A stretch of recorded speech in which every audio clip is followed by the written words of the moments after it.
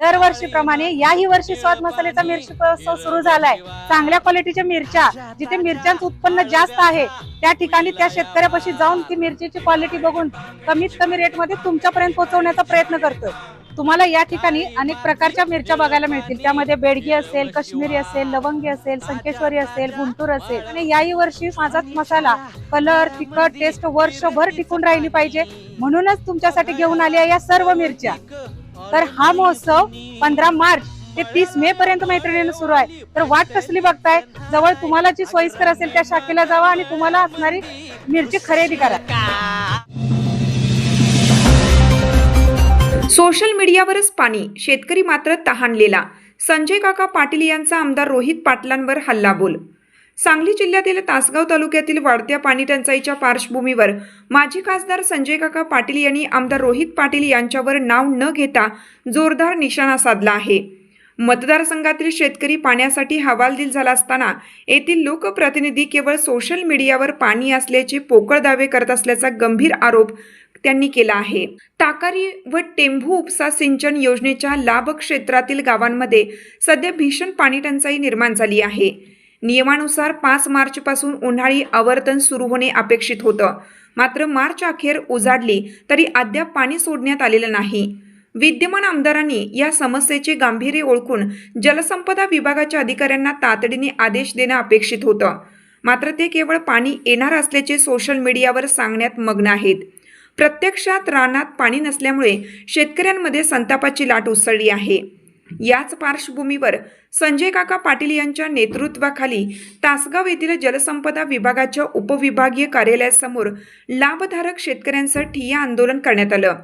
यावेळी प्रशासनाला जाब विचारत तातडीने पाणी सोडण्याची मागणी करण्यात आली। आमच्या काळात सर्व विभागांशी समन्वय ठेवून वेळेत पाणी आणले जात होते, मात्र सध्याचे लोकप्रतिनिधी श्रेयवादात अडकले असून शेतकऱ्यांच्या प्रश्नांकडे त्यांचे दुर्लक्ष होत आहे। शेजारच्या मतदारसंघात 2 वेळा पाणी फिरले तरी तासगाववर अन्याय का, असा सवाल संजय काका पाटील यांनी यावेळी उपस्थित केला।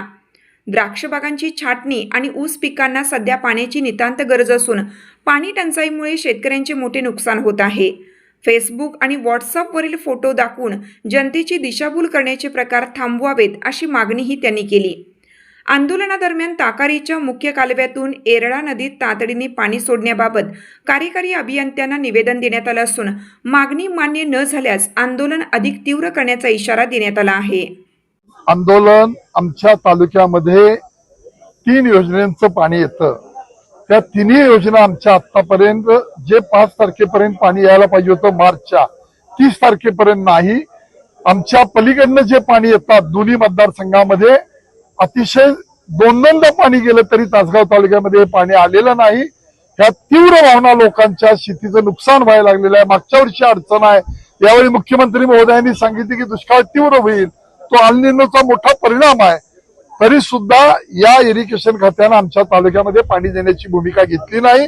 त्याच्यामुळे प्रचंड मोठं नुकसान व्हायला लागलेलं आहे। या लोकांच्या तीव्र भावना म्हणून आम्ही 1.5-2 तास ठिय्या आंदोलन केलं आणि या अधिकाऱ्यांना तातडीनं सगळे मागचे पाणीचे ताकारी असेल, आरफळ असेल, टिंबू असेल, म्हैसाळ असेल, वेगवेगळ्या गावा योजनेखाली वेगवेगळी गावं येतात, त्या गावांना पाणी देण्यासाठी जर पाणी लवकर सोडलं गेलं नाही तर शेतकरी आक्रमक होतील, कायदा सुव्यवस्था बिघडेल। आणि या तालुक्यामधल्या लोकप्रतिनिधींनी रोज मोबाईलवरनं सोशल मीडियाच्या माध्यमातून सांगितलं जातंय ठरल्याप्रमाणे पाणी येतंय, ठरल्याप्रमाणे पाणी येतंय। हे गेले महिनाभर सोशल मीडियावर ऐकतात। लोकांना पाणी पाहिजे, श्रेयवाद नंतर करा, आधी इथं श्रेयवाद चाललाय, पाणी काय अजून आलेलं नाही।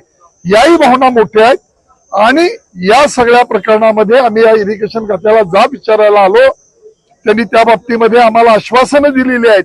आतापर्यंत महिना झालं पाणी नाही, या अवस्थेमुळे शेतकरी अतिशय अडचणीत आहेत, त्याचं नुकसान झालेलं आहे। आमदारांचं असं आहे, लोकप्रतिनिधींचं लक्ष पाहिजे।